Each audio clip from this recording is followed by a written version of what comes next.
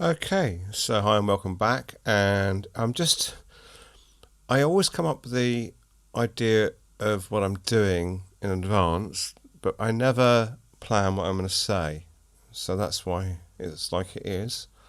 And I was working down in London on, which one I think which day it was. I think it was sometime last week. And it was early morning, and as well, it was morning and the sun was just coming up, and I thought to myself, what film would I use? And there is a reason for this, and I chose Ilford Pan F Plus 50, and this is just a few shots taken throughout the day when I was out and about. Some of them come up as I expected them to, and others didn't quite meet the expectations, as they say.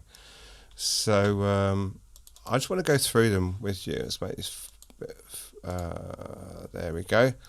This one is actually in Milton Keynes, and I happened to be staying there overnight, which I quite often do through work. It's easier for me to be there, and it is in my hometown. And it's got a railway station which I need to use. So I was there. I think there's something going on nationwide to do with these umbrellas. I don't know what it is. Perhaps someone can comment below. And you can see the different shades. Obviously, if you imagine it's in colour, there'll be lots of different colours. But I thought it might work really, really well in Pan F. And that's why I did this. That's why I did this, you see. This was coming into London, and it's not this shot really that it's not a great shot at all, but there's a reason for it. Some of you may have already spotted that already, and it says this, HST stop, which is quite unusual because they didn't really have many HSTs going into Euston. So I'm just thinking to myself, that's quite an unusual shot, and I just grabbed it on my way through. And these are the ones. This is exactly what I expected it to do. This is exactly what I expected of Pan F to do.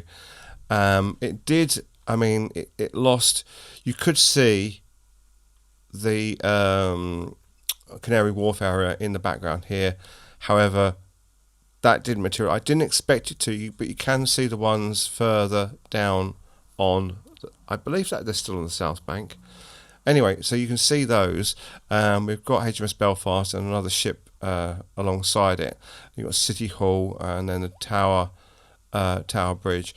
And I envisage these shots when I do these. I actually think about how they're going to look with the actual film. Sorry, I'm just laughing. I just heard something in the background. And I'm getting exactly what I thought I was going to get.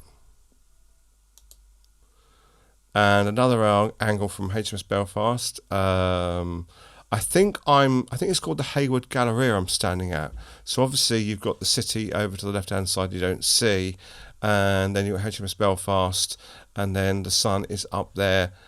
I know it's ridiculous to say, but the sun is there, and some of you may have already worked this out, some of you may not have done, but there'll be an explain at the end.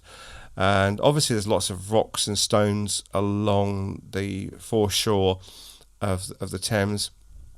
The tide isn't fully out, it's partially out, but it gives that real, almost like coal-like look to the actual ground. And, it's almost like it could be one of those timeless shots other than these modern buildings here. And Union... Now, is it a Jack flag when it's at the front or the back? I don't know. But anyway, there's a Union flag. Let's zoom in a little bit. So there we go. Yep. So there's a Union flag. Okay.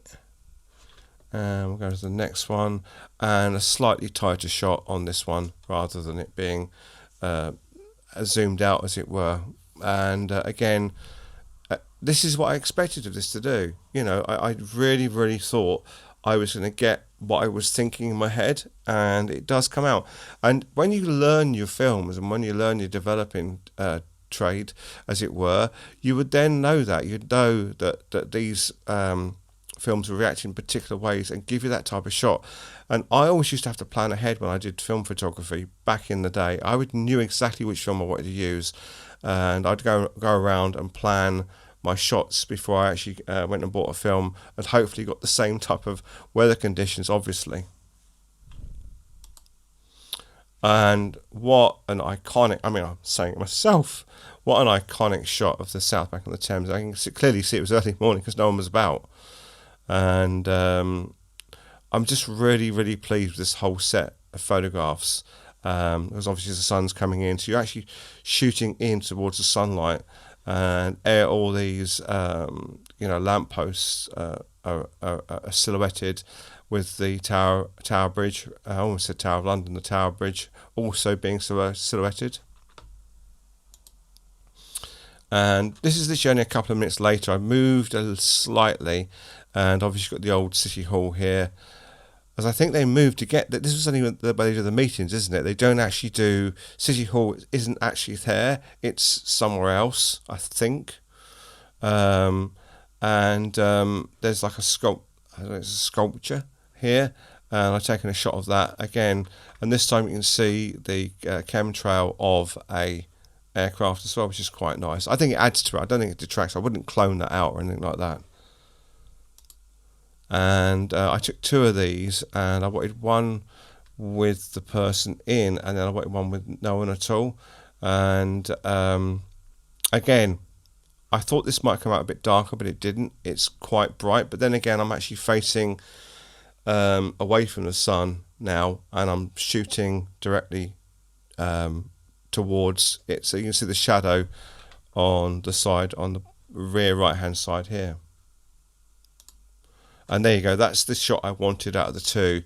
And these obviously glass buildings at the background. These are all blacked out windows and stuff. So, and I like the way these, I guess they're vents or of some kind here. They look really, really cool.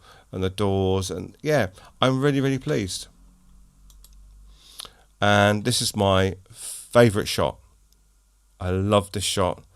I think it was a young guy was actually sitting here painting or doing a pencil drawing of Tower Bridge, and this is on the other side. This is on Shad Thames side, and in the distance you can just about see there. I think that's the top of it there. I think that's the top of Canary Wharf, and you can see the Canary Wharf area there. You can see one of the steeples of the church. Oh, just so. I mean, I had perfect light for this. And then this is actually looking down Shad Thames, and again, really like this as well. And I think these are the final few when I did the trees with the modern, modern buildings in the background. And I took a few of these because I wanted the actual contrast between, I don't know what these are called. You know what I'm like with trees. So the white of these ones against the normal bark of an ordinary tree, and it's come up really quite well. And I took a couple, and then the last one I think is this one. This one didn't work out the way I wanted it at all. It's just blown out. Anyway, now the not surprise, I didn't take these on Pan F. I took them on my phone, and I used a Pan F filter to switch them over. But it gives you something to think about, the fact that I knew in my mind how they would look good without actually doing any work to them, in the sense of just switching them over to a Pan F filter. And if they'd been shot on Pan F, I think that the differences you'd have got, you'd probably got more lens flares, obviously, because of the way these lenses are designed, and also you'd have had more bleaching out, and you wouldn't have been able to see Canary Wharf and stuff within the film shot. But other than that, I think they'd be pretty close. So that's what it was. Yes, I know I'm called Film Not Phony, but I just wanted to make a demonstration of thinking in black and white and thinking of the black and white film that you've used. Anyway, don't forget to like, comment, subscribe, and I will see you in a video very shortly.